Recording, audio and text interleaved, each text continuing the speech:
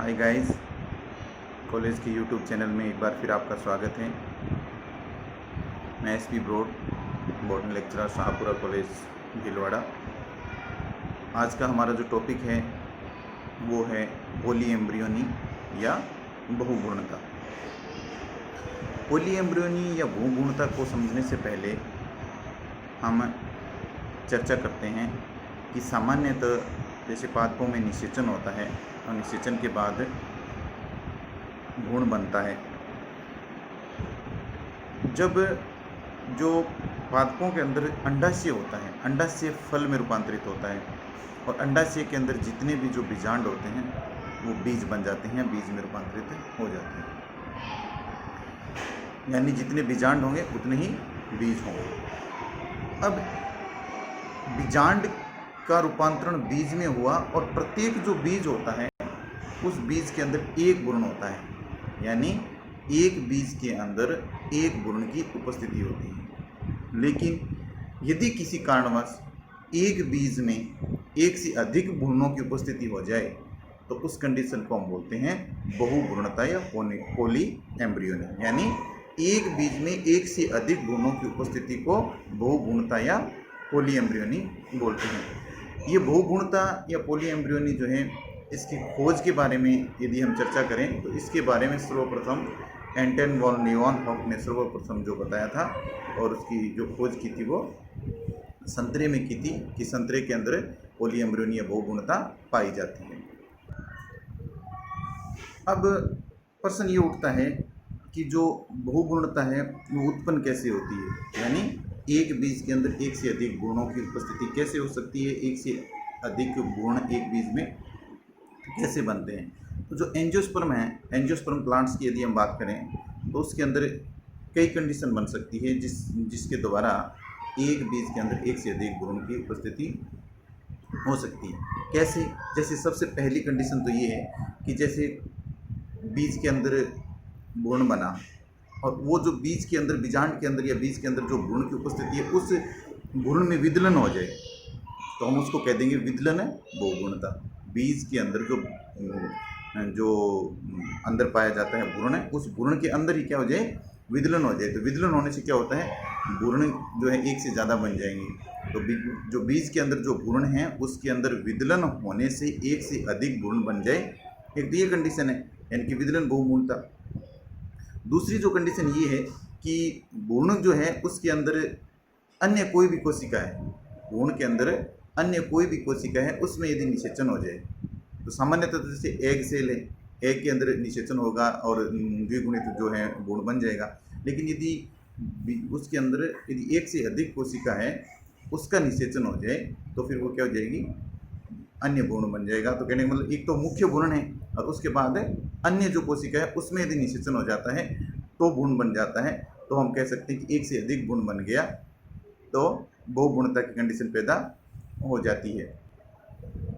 तीसरी जो कंडीशन ये पैदा होती है कि एक बीजांड के अंदर एक से अधिक भ्रूणकोश है, एक से अधिक भ्रूणकोश हैं तो फिर भ्रूण जो हैं उनकी संख्या भी एक से अधिक हो जाएगी। यदि एक से अधिक भ्रूणकोश है तो भ्रूणकोशों की संख्या बढ़ जाएगी और भ्रूणकोशों की संख्या बढ़ जाएगी तो हम उसको उसके अंदर भ्रूणों की संख्या भी बढ़ जाएगी तो उसको हम बोल सकते हैं पॉलीएम्ब्रियोनी। और तीसरी कंडीशन, जो चौथी कंडीशन इसकी बनती है वो ये है कि कोई भी बीजाणुद्भिद कोशिका है उससे भी भ्रूण की उत्पत्ति हो सकती है। तो कहने का मतलब ये हुआ कि एंजियोस्पर्म के अंदर जो भ्रूण की जो उत्पत्ति है, जो ज़्यादा, एक से ज़्यादा जो भ्रूण की उत्पत्ति है वो चार कंडीशन में हो सकती है। सबसे पहला कि जैसे कोई भी भ्रूण बनता है उस भ्रूण में यदि विदलन हो जाता है, विदलन होने से एक से अधिक भ्रूण बन गए। दूसरी कंडीशन ये कि जो कोशिका है, सामान्य तौर पर एक कोशिका के अंदर जो है एक सेल, उसमें निषेचन होने के बाद भ्रूण बनता है, लेकिन उसके अतिरिक्त कोई अन्य कोशिका है उसमें निषेचन हो जाए तो भ्रूण बन सकता है। तीसरी कंडीशन ये है कि जो भ्रूणकोश है, भ्रूणकोशों की संख्या यदि बढ़ जाए तो प्रत्येक भ्रूणकोश के अंदर भ्रूण अलग बनेगा तो एक से अधिक भ्रूण की उपस्थिति हो जाएगी। और चौथी कंडीशन वो है कि जिसके अंदर जो बीजाणुद्भिद कोई भी कोशिकाएं हैं वो यदि भ्रूण का निर्माण कर ले तो कंडीशन ये आ जाएगी कि भ्रूण जो है वो संख्या बढ़ जाएगी, एक से अधिक भ्रूण हो जाएगा उन बीजों के अंदर। तो कहने का मतलब एक बीज में एक से अधिक भ्रूण उपस्थित होने के लिए कई कंडीशन बन जाती है। इन कंडीशन में से कोई भी एक कंडीशन यदि कहीं पर भी लग जाए तो एक बीज के अंदर भ्रूण की जो उपस्थिति है वो एक से अधिक हो जाती है, उसे हम बहुभ्रूणता या पॉलीएम्ब्रियोनी कहते हैं। पहले प्रकार की जो बहुभ्रूणता मैंने जो बताई, विदलन बहुभ्रूणता। विदलन बहुभ्रूणता जो है सामान्यतः ये जो है जिम्नोस्पर्म का करैक्टर है, सामान्यतः जिम्नोस्पर्म में पाई जाती है। एंजियोस्पर्म में जो है वो बहुत कम पाई जाती है। एंजियोस्पर्म की जो आर्किड्स वगैरह हैं उसके अंदर जरूर इसके ये बहुभ्रूणता, विदलन बहुभ्रूणता पाई जाती है। ज़्यादातर जो हैं वो जिम्नोस्पर्म के अंदर विदलन बहुभ्रूणता पाई जाती है। विदलन बहुभ्रूणता का किस प्रकार उत्पन्न होती है इसके भी बारे में हम चर्चा करेंगे कि ये कैसे उत्पन्न होती है।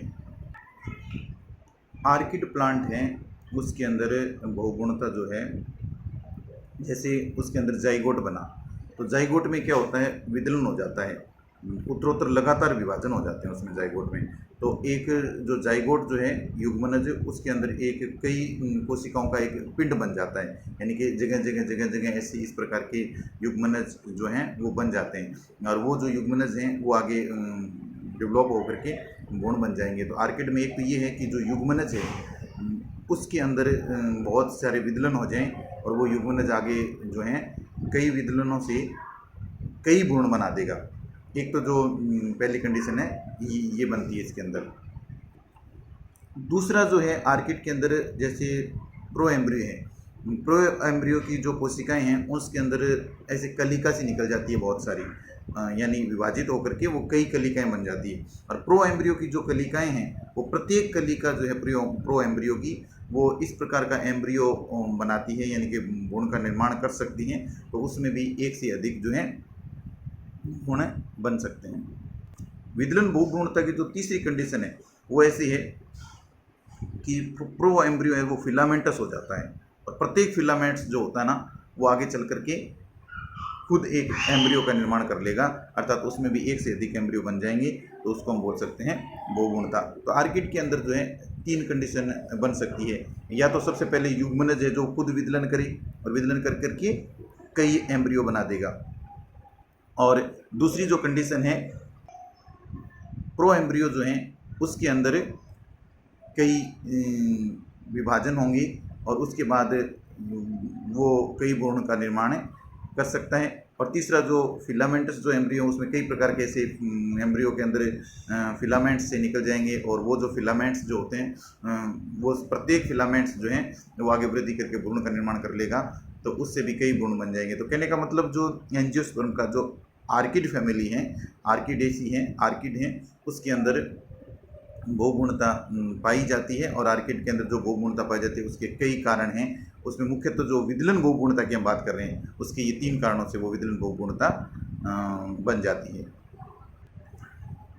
दूसरा जो हमने चर्चा की कि जो बहुभ्रूणता है वो किससे उत्पन्न हो सकती है, पीछे जो हमने चर्चा की वो एक विदलन का प्रकार था कि विदलन से उत्पन्न हो सकती है, कि जो एम्ब्रियो है जो प्रारंभिक स्टेज में थी उसमें विदलन हो सकता है तो हो सकती है। दूसरी हमने बताया था कि जो भ्रूण कोश के अंदर अंड कोशिका है, अंड कोशिका के अतिरिक्त कोई अन्य कोशिका है उसके द्वारा यदि भ्रूण का निर्माण हो जाए तो भी बहुभ्रूणता उत्पन्न हो सकती है।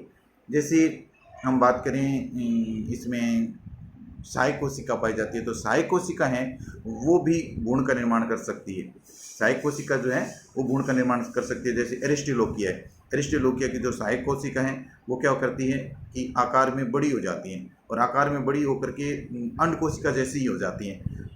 तो उसके बाद वो भी निषेचित हो जाती है और निषेचित होने के बाद क्या करती है, डिप्लॉयड यानी कि द्विगुणित एम्ब्रियो का निर्माण कर सकती है। तो एरिस्टोलोकिया जो है, ये एरिस्टोलोकिया जो है इसका एग्जाम्पल है।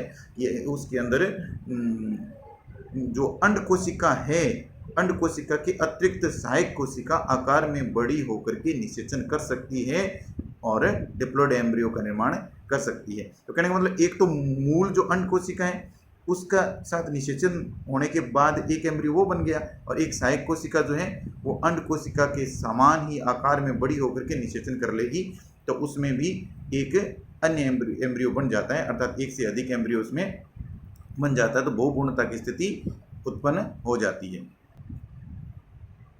अंड कोशिका के अतिरिक्त जो हम बात कर रहे हैं सहायक कोशिका की, कई बार क्या होता है जैसे आर्जिमोना मैक्सिकाना है, आर्जिमोना मैक्सिकाना के अंदर सहायक कोशिका खुद ही आकार में बढ़ करके और एक घूर्ण का निर्माण कर लेगी, उसमें निषेचन नहीं होगा, तो अनिषेचित ही एक सहायक कोशिका जो आर्जिमोना मैक्सिकाना के अंदर है ना, एक अगुणित घूर्ण का निर्माण कर लेगी।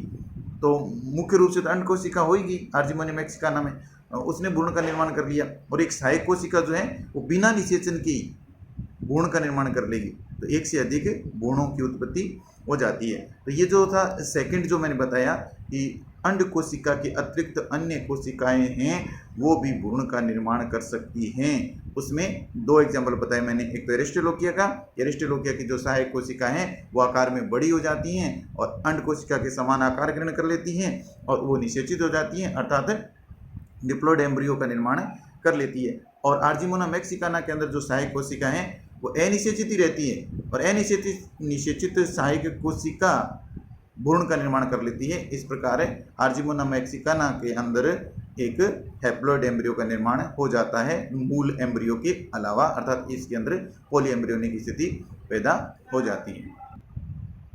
तीसरी कंडीशन जो है बहुभ्रूणता की वो ये है कि बीजांड है, बीजांड के अंदर भ्रूणकोशों की संख्या यदि ज़्यादा हो जाए, एक से अधिक भ्रूणकोश हो जाएंगे, तो एक से अधिक भ्रूणकोश हो जाएंगे तो उसके अंदर क्या होगा, अंड कोशिका भी एक से ज़्यादा हो जाएंगी और प्रत्येक अंड कोशिका में निषेचन होगा, तो निषेचन होने से क्या होगा, एक से अधिक भ्रूण की उपस्थिति हो जाएगी। तो हम ये कह सकते हैं कि एक से अधिक भ्रूणकोशों के अंदर फिर एक से अधिक अंड कोशिकाएँ भी पाई जाएंगी और उसके कारण है एक से अधिक भ्रूण की उत्पत्ति हो जाती है। तो हम कह सकते हैं कि तीसरी कंडीशन से भी पॉली एम्ब्रियोनी उत्पन्न हो सकती है। यह कई कारणों से उत्पन्न हो सकती है, जैसे बीजांड के अंदर जो है गुरु बीजाणु मातृ कोशिका है, गुरु बीजाणु मातृ कोशिका में विभेदन हो जाए, यानी कि कई प्रकार की गुरु बीजाणु मातृ कोशिकाएं यदि बन जाए तो अलग अलग प्रकार की गुरु बीजाणु मातृ कोशिकाएं हैं तो अलग अलग प्रकार के भ्रूणकोश बन जाएंगे और अलग प्रकार के भ्रूणकोश जो हैं वो प्रत्येक भ्रूणकोश के अंदर अलग प्रकार का भ्रूण बन जाएगा, तो ये कंडीशन आ सकती है। या फिर गुरु बीजाणु मातृ कोशिका के अंदर विभाजन होता है, गुरु बीजाणु मातृ कोशिका विभाजन होने से 4 गुरु बीजाणु बनते हैं, तो उसमें सामान्य तौर पर अंत में एक गुरु बीजाणु क्रियाशील रहना चाहिए, लेकिन कुछ कंडीशन ऐसी आ जाए कि एक गुरु बीजाणु की जगह 2 गुरु बीजाणु या 2 से अधिक गुरु बीजाणु यदि एक्टिव रह जाएं तो फिर क्या होगा, एक से अधिक भ्रूणकोशों की उपस्थिति हो गई तो वो उनमें निषेचन होगा तो एक से अधिक भ्रूण बन जाएंगे। तो कई कंडीशन ऐसी लागू होती है जिसके कारण क्या होता है कि एक से अधिक जो है भ्रूण बन सकते हैं। भ्रूणकोशों के अंदर जितने भी भ्रूणकोश होंगे उतने उसमें भ्रूण बन सकते हैं। और कई बार ऐसी कंडीशन आती है, तीसरी एक और कंडीशन बनती है इसके अंदर, जब बीजांड काय या अध्यावरण की जो कोशिकाएं हैं वो भी भ्रूण का निर्माण कर लेती है, तो उससे भी जो मूल भ्रूण है उसके अलावा भ्रूण और बन जाते हैं, तो ये भी क्या करते हैं, भ्रूणों की संख्या को बढ़ा देती है। इसलिए हम कह सकते हैं कि एक से अधिक भ्रूण बन जाते हैं।